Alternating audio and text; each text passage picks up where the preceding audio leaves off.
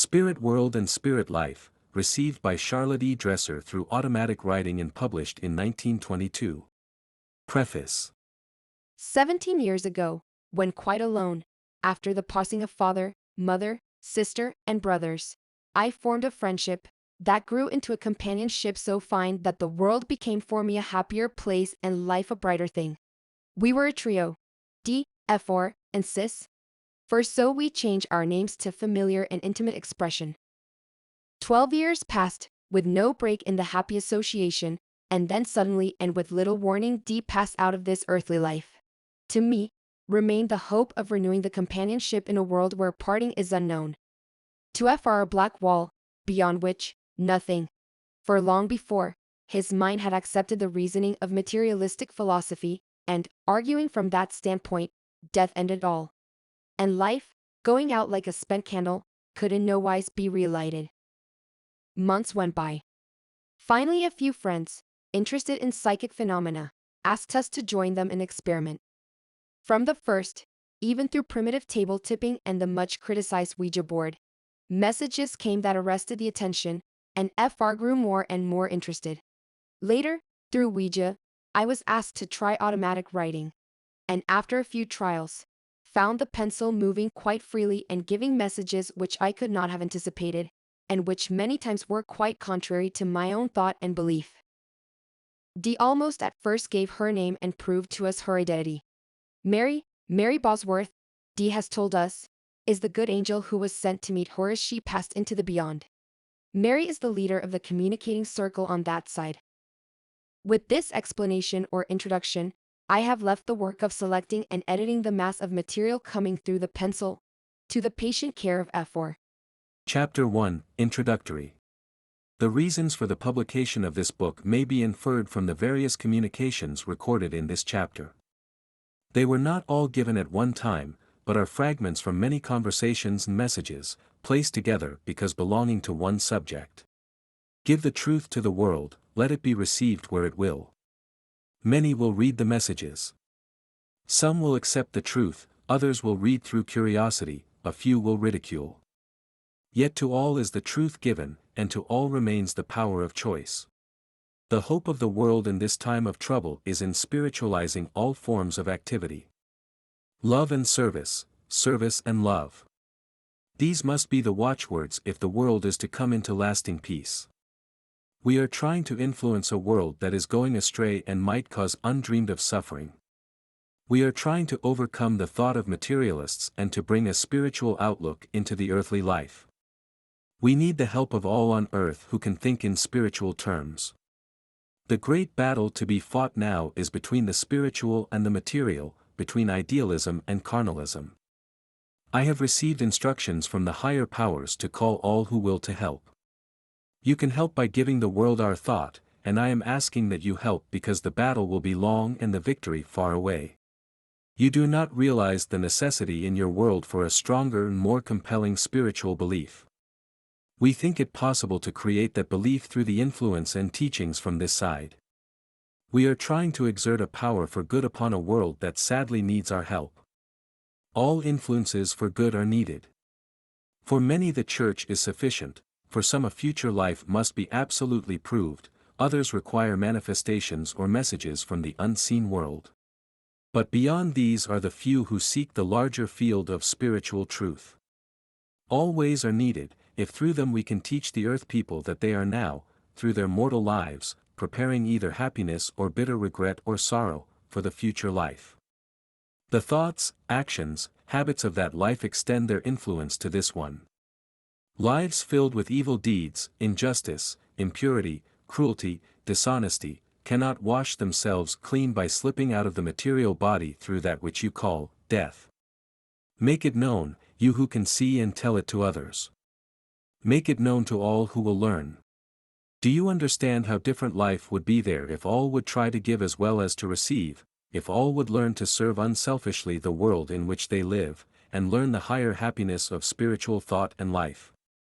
The coming of the new age is not for one or for two to bring in, but rather the mighty influence from here moving through the spiritually discerning ones there. At one time this word was sent through the pencil, when I saw myself, saw the mistakes, the wrong thinking and wrongdoing of my earthly life, the revelation filled me with dismay. It is this last discerning of our own earthly lives that fulfills the old teaching of the Judgment Day. Remember that every good act, every loving, unselfish service, is registered upon the spirit and helps to prepare a brighter future for the soul when it arrives here. Why will the earth people be so blind?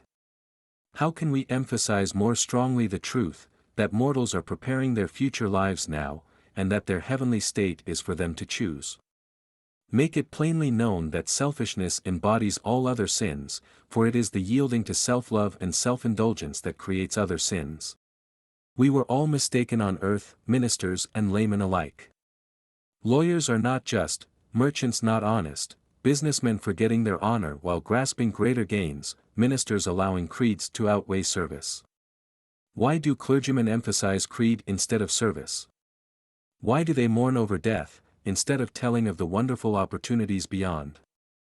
Why do judges punish crime instead of educating the criminal? Why does the world spend its care and thought on the fleeting shadows of earth life, rather than study the conditions of the heavenly one which is to last forever? You tell us that the world does not believe the messages from here because of the false teaching that comes to earth from those pretending to be heavenly guides. It is true that many undeveloped and mischievous ones on this plane are sending false and foolish teaching to whoever will receive it there. Yet, does the world abandon religion because of its grievous errors? Do teachers stop teaching because ignorant ones put forward wrong ideas? Do honest men give up their honest business because dishonest ones are busy in graft or robbery? Do physicians stop healing the sick because of the unlearned pretenders in their profession? Good and evil have gone on together since the world began, and it is still a conflict even on this plane. It is for the wise ones of earth to recognize the truth in the teaching from here, and to discard that which is not true. Learn to discriminate. Learn to discover the spirit beneath the words, and judge of its sincerity by its spiritual value.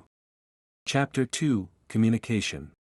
One of the arguments used against spirit communication is, it cannot possibly be true, because so many have lost loved ones and have longed with unutterable longing for some word or sign from them, yet none has come. Such critics do not understand that there must be a receiver here as well as a sender there. They do not realize that the so-called sixth sense is not a universal attribute. Yet it is that uncomprehended sense that renders one capable of receiving messages that otherwise would fall on empty air. Some possess this psychic power naturally, others may partially acquire it through practice. But in both cases certain conditions are necessary for the receiving of the subtle, soundless words that cross the unseen boundary. Speaking of the development of this psychic sense, we are told, you can train the mind to stop thinking. Shut out all the world and all the busy vibrations of the brain. Study passivity, practice the passive condition until you feel yourself in tune with the higher vibrations. Try to realize yourself as spirit, not bound by the limitations of the flesh, but spirit on its way to immortal life. Then, when the message comes, listen spiritually. Think of yourself only as a medium through which the words may filter to your mortal mind. For we must influence that mind, or you could not recommunicate our ideas to the world. A former teacher of psychology told us through the pencil, I tried to analyze the mind processes when on earth, and found that when I could attain the most absolute silence of the brain, the most absolute passivity, I received a gleam of thought from here. I did not recognize the source then, but called it the action of the subconscious intelligence. But now I know that into that silence of the brain, thoughts and words were impressed from here. Cultivate then, this habit of silence. Spend some portion of each day in as perfect passivity as you can attain, and wait for the inner vision, the heavenly direction, which will surely follow, if you educate your mind to receive, instead of giving out its own thought. At another time, with a message partly written, a sentence was suddenly broken off and this followed. Will you stop thinking out our problem? We are trying to use your mind, but it is not passive enough. It sidetracks our thought before we can impress it upon your brain. Just now we wished one thing and you thought another, and the ideas antagonized each other. We wish you to be so spiritually minded that we can come to you at any time, but the conditions are often contradictory. Sometimes you are passive when not psychic, and sometimes psychic when not passive. Which is better then, psychic power or passivity? We can come through passivity more easily than through the psychic condition alone. To give up one's personality and let us take its place is true passivity, and sometimes that is lacking when the spirit is most desirous to receive. There are many ways in which the discarnate intelligence tries to communicate with mortals. Raps, table tipping, trance speech and writing, the Ouija board, automatic writing, letters of fire, all have had their place. For ourselves, the much ridiculed Ouija board brought messages both interesting and evidential, although automatic writing soon superseded the little triangle as quicker and more convenient. Many people begin with Ouija, we were told, and then discover other and better ways. We asked through what power the Ouija board messages were sent. We influence your mind. If your brain does not respond, we cannot write. What we do is to impress the idea and let your brain form the words. Occasionally we can communicate our own words, but not always. We asked about Hislop's pictograph theory. It explains many things. We try to form pictures in your mind of the things we wish you to know, and the choice of the words generally comes from your own consciousness. But the idea is ours. Do not forget that. The words used are often not the ones we wish, but we have to take the ones called up in your brain by the idea sent across. It is claimed by some that the subjective mind, the subliminal mind, the latent memory, will account for the communications. Some things do come from one's own mind, but only such things as have been previously put into it. What is the subconscious mind?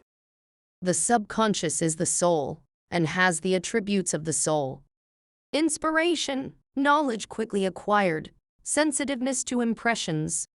All these belong to the immortal part of life.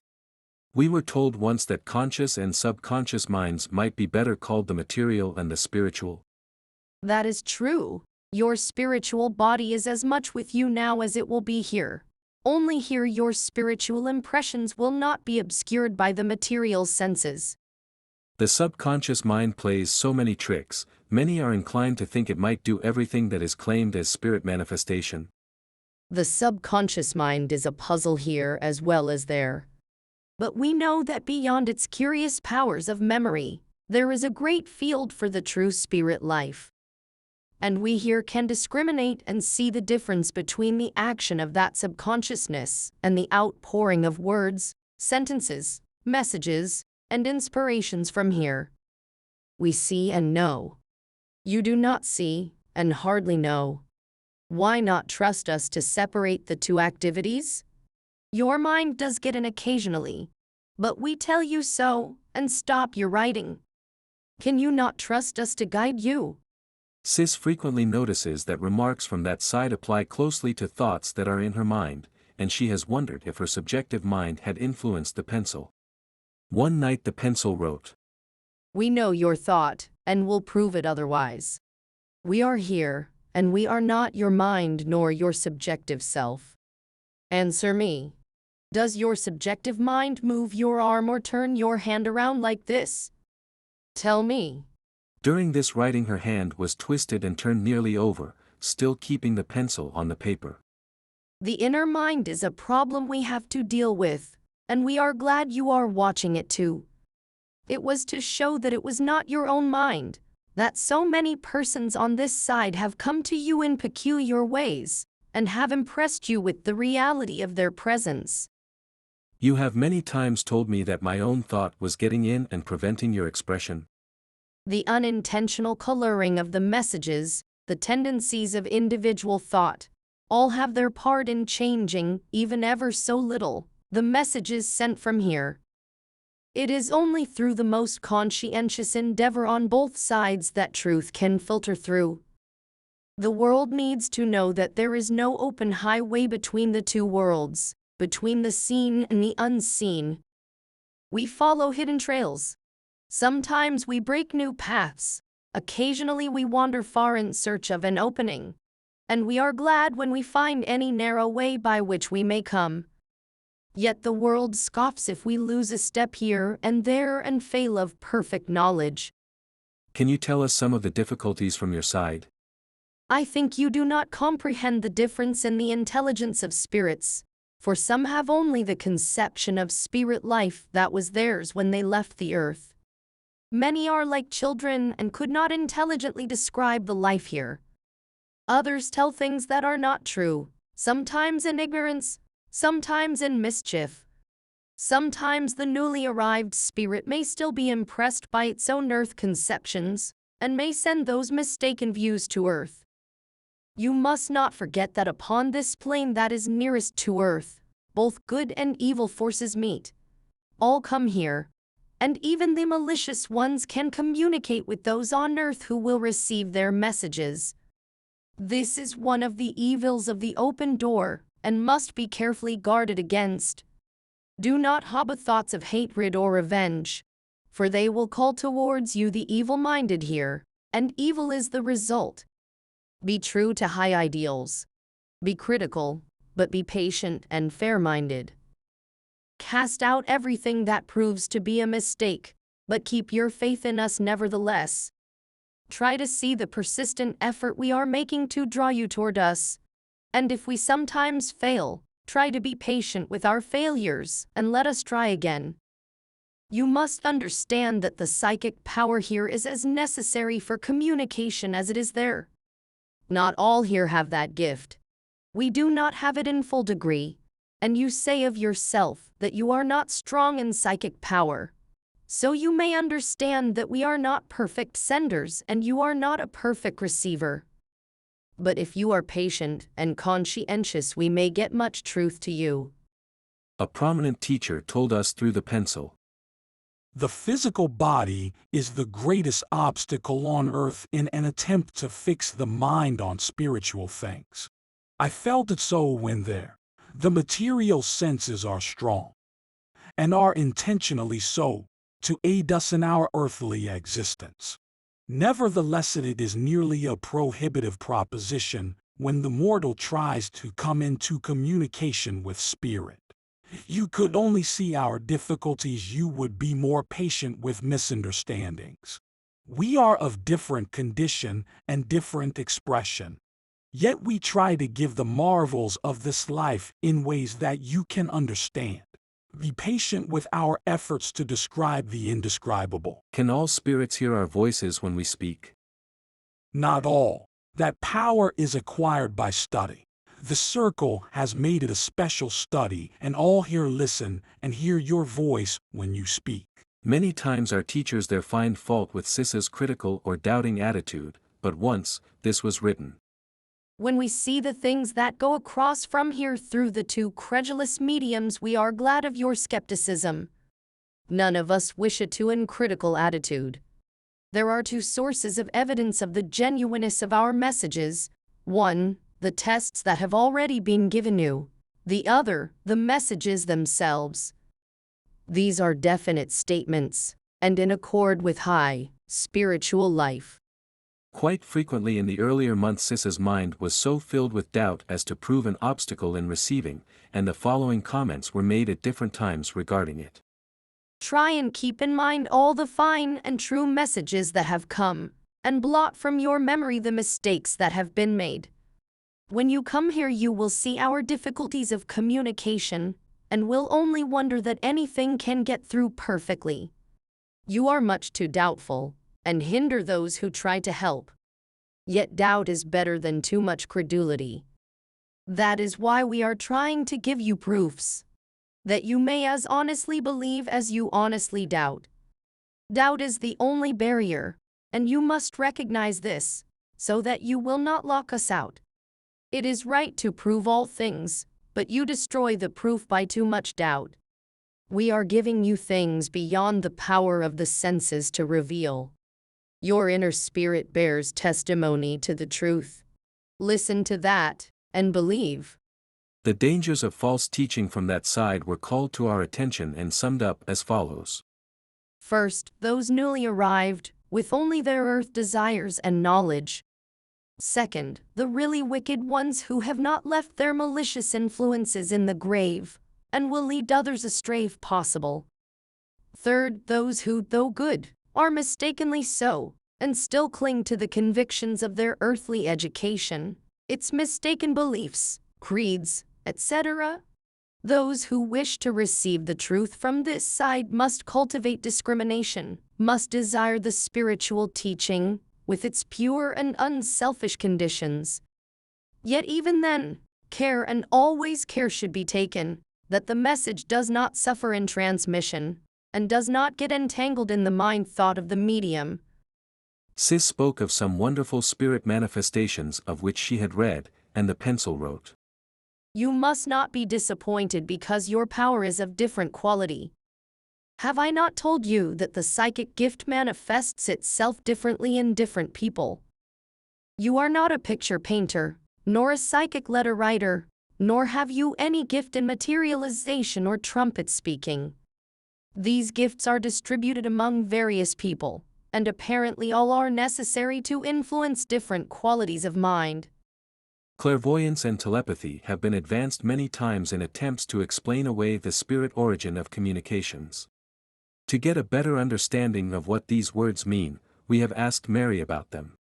Does clairvoyance belong to the spiritual or the material part of man? It is a spiritual gift entirely. It is the spirit vision and is unlimited in range. How otherwise could we go to you when you are in strange places? What is telepathy?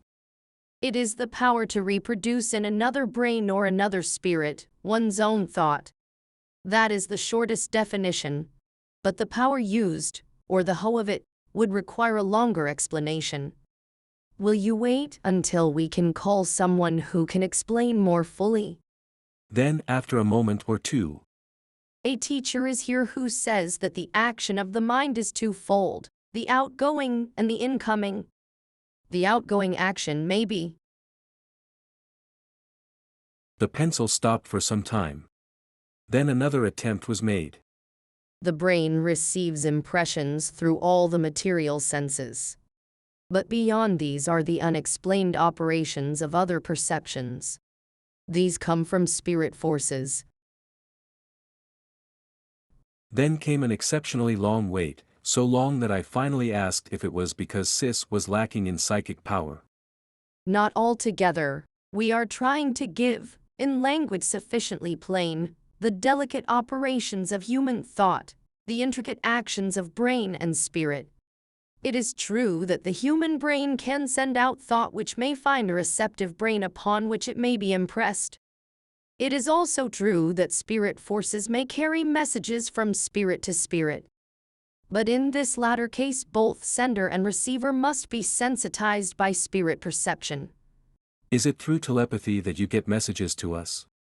Of course. How else could we reach you? Could a mind on this plane pick out a fact from the storehouse of another's memory? It would have to be an active thought in that other mind, a positive impression at the time. Sis asked how they impressed a thought on her mind. You have to read our minds in a way, through our help at least, before you can express outwardly through the pencil. I asked, do you impress her mind with the thought, or does she read your mind? Mary thinks it is a blending of the two influences, our desire to impress and her desire to receive. When both influences are strong, the writing goes easily. I suppose these efforts to impress and to receive are really some form of vibratory force. Vibration is a universal power with so many expressions they are hard to define sometimes. I wonder if each brain is a center of power, a creator of vibrations. That may be true in a way. But there are so many variations of power that the influences would be hard to classify. Mary wishes she were more scientific, but as yet she can deal only with results, seldom with causes.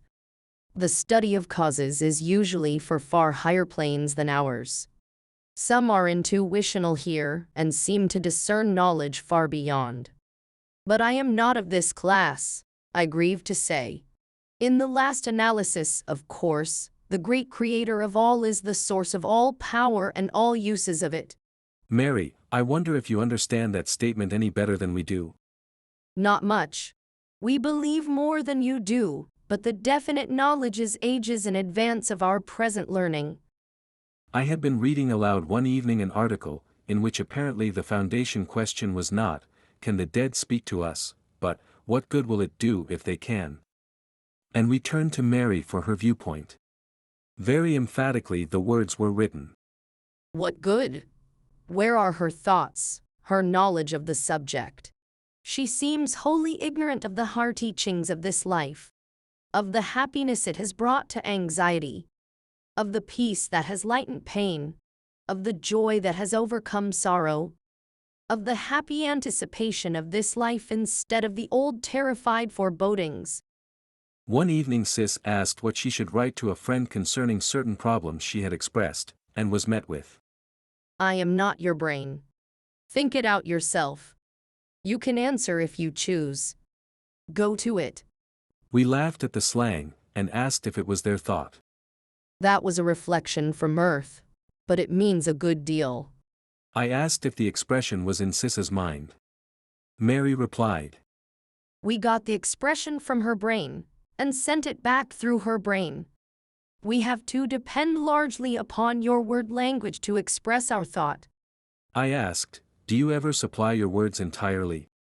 Sometimes, and occasionally use expressions quite independent of her thought, but more often impress the idea and let her choose the words. The riddle of the subconscious mind, its action, its limitations, all have suggested many questions. One evening I said, we have read that this subconscious mind that you say is the soul, has no power of reasoning, it just records all knowledge received. If it has no greater power, how does it become a reasoning intelligence there? The subconscious self has added powers here. Its function on Earth is to deepen impressions on the brain nerves, or ganglia, and it often reacts by suggesting those impressions again to the outer thought in very persistent ways. But once freed from its earthly limitations, it becomes a complete personality, with all the independent thought and action of the brain, and only suggests the former life through memory. Professor William James gave us the following regarding the subconscious mind. I worked on the problem during my life on Earth and found it too great for me, as the two faces interlocked so confusingly. The whole subject is, of course, clarified to me now. But the argument from here might not appeal to students there. But I will state the proposition as I now see it. There is an underlying consciousness in the human organism peculiarly susceptible from the outside. Dreams, visions, and germs of genius are hidden here. But this is not all. The same underlying consciousness is susceptible to the influence of spirit life and spirit intelligence. It receives messages from the discarnate as well as from incarnate influences. How to separate the spirit from the mortal influences to discern the origin of influences playing upon this sensitive unseen part of the human organism is the work of the intellect, that God-given power to separate, analyze, discard, or keep. The name of Professor William James occurs at intervals throughout this book. The manner in which we made his acquaintance through the pencil is fully described in Chapter 19. In addition to this episode, other valued testimony has been given confirming the reality of his presence, which testimony for various reasons has not been included in the record. For a long time after he had apparently made known his identity, Sis resisted the movement of the pencil whenever it appeared to be trying to write his name. One evening when she had several times taken her hand away from the paper at such attempts, the pencil finally wrote very forcibly. Will you let me come, or not? W. James. Do you not know why I have resisted the tendency to write your name? No, I do not. Why? Because I believe that one with your scholarly attainments would scarcely come to an unknown and inexperienced psychic, and I feared that my own mind was unconsciously trying to dictate the name. The reply came quickly. Remember that I was a student there of the subject you are now studying. No one can boast of knowledge here. The little we know sinks into insignificance in comparison with the great yet to be known. Can you understand? We are all students. Let us learn together if together we can help.